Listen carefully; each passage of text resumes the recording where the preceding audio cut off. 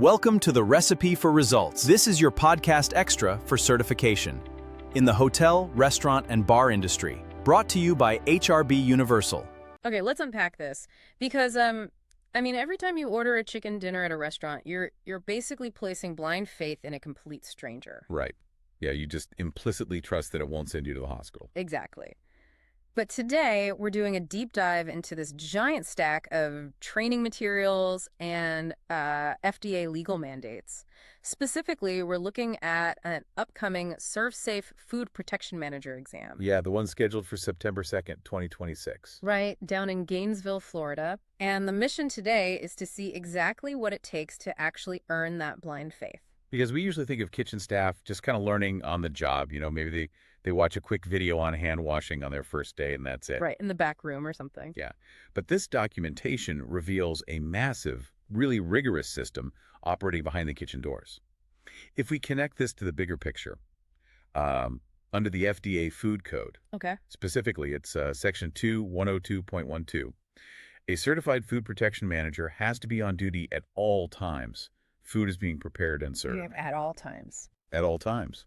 Yeah, the industry literally calls them the person in charge, or the PIC. Wait, I have to ask, though, is this actually making my food safer?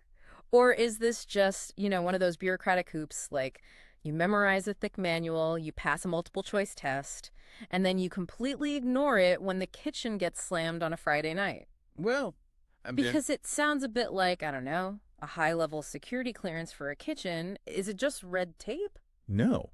If you look at the science they're required to master, it's far from just red tape. This is an ANSI-accredited credential. Okay, what does that mean? So that means it's accredited by the American National Standards Institute, which is the exact same organization that sets strict safety standards for, like, construction equipment and medical devices. Oh, wow. Okay. Yeah, so the exam forces managers to really understand the biological mechanics of foodborne illness. Yeah. So they aren't just learning that they need to keep chicken cold. They have to understand the bacterial danger zone. The danger zone, right. Exactly.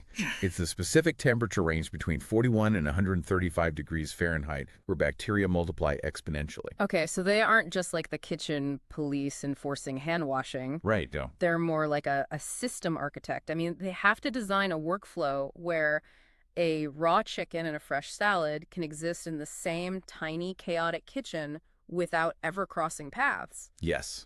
That workflow is everything, because the training breaks down the physical mechanisms of cross-contamination. Like, if a prep cook uses a cutting board for raw poultry, Yeah. that board isn't just dirty, it's an active biological hazard until it goes through a really highly specific washing, rinsing, and sanitizing process, using EPA-approved chemicals at very precise concentrations.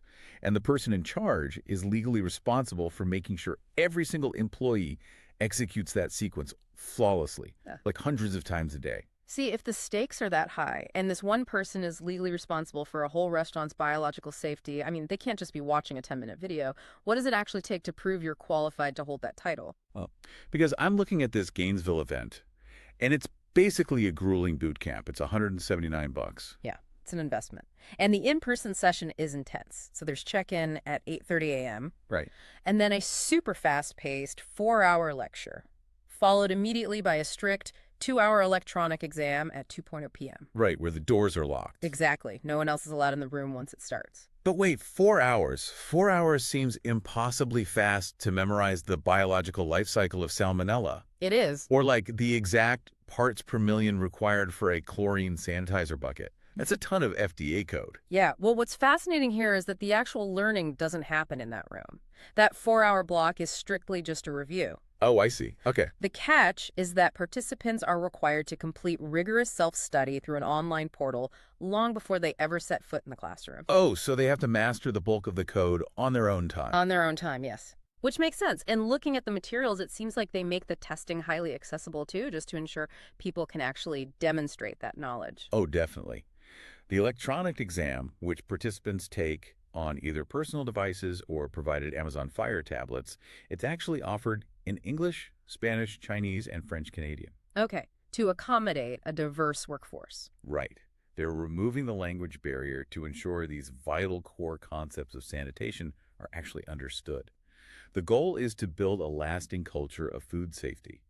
not to test someone's English proficiency. Right. When a diverse workforce truly grasps the why behind the rules, why an improper cooling technique can spawn a massive bacterial bloom in a huge pot of soup. Yeah. Yeah, exactly. When they understand that, they become active participants in that safety culture. So what does this all mean? I guess it means the next time any of us sit down at our favorite local diner, we can actually appreciate that person in charge. Absolutely. You're not relying on kitchen magic. Right. You are trusting someone who has put in the hours of self-study, mastered the microbiology of the FDA food code, sat through a locked door exam, and is actively designing systems to manage real-world biological risks. Yeah, we demand that level of strict, certified oversight to ensure our safety when we eat out. I mean, it's an invisible contract we've come to rely on completely for public health. It really is. Which brings us to a slightly terrifying thought to end on. Uh-oh. If the food service industry requires a legally mandated ANSI-accredited person in charge mastering bacterial danger zones just to serve a meal, how would our own home kitchens fare if they were subjected to an unannounced FDA food code audit?